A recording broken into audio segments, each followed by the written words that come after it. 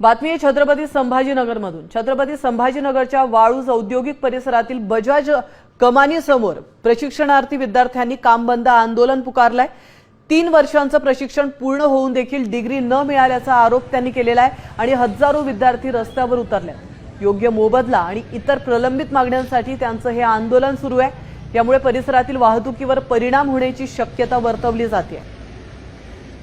याविषयी अधिक माहिती देण्यासाठी आपले प्रतिनिधी माधव सावरगावे आपल्यासोबत जोडले गेलेले आहेत। माधव, छत्रपती संभाजीनगरमध्ये वाळूज औद्योगिक परिसरातील बजाज कमानी समोर प्रशिक्षणार्थी एकवटलेले आहेत, आंदोलन सुरू आहे, नेमकं कारण काय?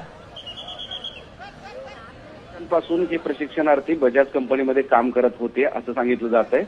त्यांना त्यावेळेस प्रमाणपत्र दिलं जाईल, म्हणजे डिग्री दिली जाईल असंही सांगितलं होतं। सोबतच त्यांना पुन्हा संधी दिली जाईल आणि हे सगळं करत असताना प्रशिक्षणाचा मोबदला हा योग्य दिला जाईल असं सांगितलं होतं। पण ही तिन्ही गोष्टी